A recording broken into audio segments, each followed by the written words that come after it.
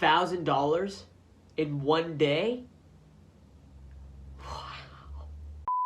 Hello, Peter Chow here. What a 2 weeks it has been. Before we get this video started, make sure to cop the shirt if you have some nasty ass friends. Boom! Give this video a thumbs up and ring the ding ding. So now that the Reddit craze has died down, meme stocks have somewhat subsided, the stock market is resuming sort of a state of normalcy. Now, I'm not gonna say that I didn't want to be a part of history and the revolution that it brought the last week when the little guy finally fought back against Wall Street. It felt good to be a part of that.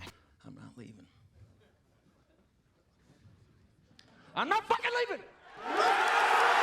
And let me tell you one thing, the fight is not over. And very likely it will continue and change the means of traditional investing forever. And I think it's for the better. Specifically the WallStreetBets subreddit, Twitter, StockTwits. You now have a ton of retail investors that are essentially joining forces to fight the big guy. And there's nothing more satisfying for a new investor like myself to be a part of that. There's just one thing that I have to keep in the back of my mind, and that is maintain responsibility. With great power comes great responsibility. There were a ton of success stories that came out of last week. From people who turned $3,000 into $24,000, to people who invested $45,000 and turned that into $1 million, and all the way to the other side of the spectrum, to the guy who lost $7.5 million on GameStop. The key word in all of this is volatility. Sure, it feels good to fight back against Wall Street, but are you doing it with means in which you can afford? I mean, the guy who invested $45,000 could have easily lost that $45,000. And who knows what $45,000 really means to the average person. If that person made $45,000 a year and he had $45,000 in savings and he essentially threw that all in GameStop, it could have gone really, really ugly. But thankfully for that guy, it went well and he made $1 million. Here's just hoping that he cashed out and didn't get too greedy. Greed, for lack of a better word, is good.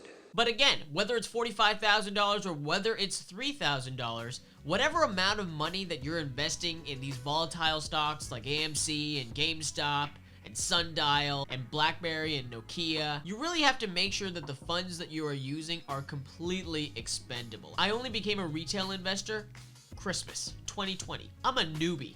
For all intents and purposes, I have no idea what the fuck I'm doing, and that's why I wanted to start making these videos, because I want you guys to come along for the adventure. But it's been a wild 2 weeks, and I really wanted to let it simmer down before I made a video about it. One of the keywords was volatility. A supporting keyword to that is gambling. The somewhat expensive lesson that I learned the past 2 weeks was learn how to invest long term. If you think about it long term, does GameStop, an organization that essentially is headed towards extinction because of digital game purchases, worth your investment? Probably not. Is AMC worth investing in? We all know that theaters have massively struggled throughout this entire year because of the pandemic. Nobody's going to the movies, there's no movies that are being released, and even studios are emptying their entire catalogs onto HBO Max and other streaming services to make way for new films that need to be produced. So I think the answer to all this is that if you're not looking to capitalize for a short squeeze and to manipulate the market in some way, the long-term viability of both AMC and GameStop probably not so good, right? But that didn't stop me from investing in it because I was like, quick money. I did, however, invest with money that I was okay with losing. There was one day that I was up $700 and the next day I was down $1,000. So it's not a ton of money. I'm a retail investor. I'm not gonna put all my savings into this because it could go easily the other way. Why do you think every time you go to the casino, you sit down at the blackjack table, you start winning, and the pit manager comes over to you and goes, hey, you're doing really well. You want a diner's card? Do you want 3 nights free hotel stay? All that is to make you come back, because no matter what, if you come back to the casino, the cliche goes, the house always wins. The more you play, the more you lose. Sure, you may have one great night and turn $1,000 into $10,000 or $100 into $1,000, but if you keep coming back, the addictive nature to gambling is trying to get you to come back and back and back and back and back, so that you'll eventually lose all of your money back to the casino, if not more. So to be completely transparent with all of you guys, I used to have a gambling addiction in 2007. When I first moved to Vancouver, I came here for film school. After the day was over, all the classes were done, I would go straight to the casino, and it got so bad that I had to take out a $30,000 line of credit to gamble with. And this was all before Peter Chow. Addictions, as you guys know, come in many forms. Now that we're all grown up, we've learned from these addictions, and we've become different people as a result of it. You can have a drug addiction, a sex addiction, a porn addiction, a partying addiction, a shopping addiction, a drinking addiction, and of course a social media addiction, just to name a few. A bunch of my friends had a variety of those different addictions, mostly partying, shopping, and drinking, and some drugs. But my addiction was gambling because I was obsessed with quick money. My goal every day was to turn $100 into $500, which I guess in a way is like chasing stocks. Being a part of a revolution feels really good, and it felt really good to be a part of the ride. AMC, GameStop, Nokia, BlackBerry, especially if the goal is to spit in the face of the rich, or at the very least make them sweat or shit or piss their pants, because that's satisfying to me, and evidently a ton of other retail investors, because the idea here is that we're sticking it to the man. But I guess in all of this, the idea is to fight for the little guy, but not if it's at the expense of fueling your current living habits. If you have a mortgage, if you're paying rent, if you have kids, or you have a student loan to pay off, do not gamble in volatile stocks with money that you cannot afford to lose. It may be a very simple concept, but there's a ton of people, including some of my friends, that lost more than they could afford. If you gamble with an amount that far exceeds what you're able to part with, then you're setting yourself up for failure. I learned a hard and true lesson, and thankfully to a significantly lesser degree than a lot of my colleagues and friends. The whole GameStop and AMC, I was up around $4,000 one day, and the next day I not only lost it all back, but I kept losing. But in my situation, that's not really the end of the world. That amount of money is likely the fraction of what I charge for a 15-second TikTok video, for example.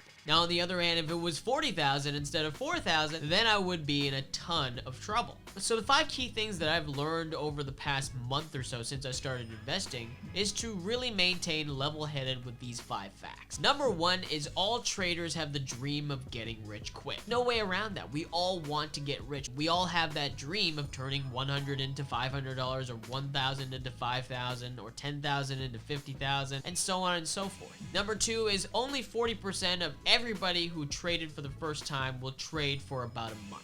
We're seeing a huge uptick of retail investors right now invest in the likes of AMC and GameStop, but after this dies down, they're never going to invest again because their idea was really to invest in these 2 stocks to get rich quick, and now that things are dying down, they're not exploding the way that they did, they're going to lose interest, they're going to lose patience, and they're going to stop investing altogether because they don't see the long-term value of holding a stock for years and years to come and turning even over 5 years, $100 into $500 as something that is valuable. Number 3 is 80% of traders quit after a year because not a lot of people have the patience to invest. 5 years to a millennial or even Gen X is a very, very long time. A day is a long, long time. So if they don't see that immediate reward, they just think that it's a waste of money and that they're putting money in a place where it's just like, I don't get to spend it. It's accumulating like $5 to $10 a day, maybe even like fluctuates up and down. Then they get bored, they leave, and they stop investing. Number 4 is only 7% remain after 5 years for the exact same reason as number 3.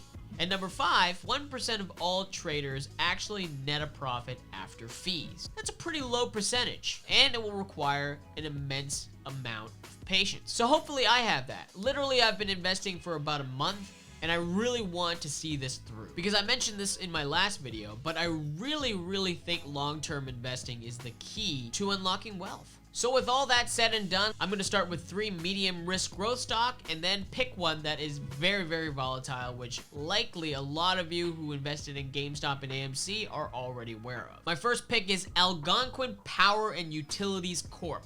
My second is Boralex. My third is Northland Power. And for the extremely volatile stock, it's Grow. All 4 of those stocks is because of the new Biden administration, the focus on renewed and green energy, and I guess we'll see what happens. But after my losses to AMC and GameStop, it's time that I learned a hard lesson and understand the significance of long-term investment, so that is what I will do.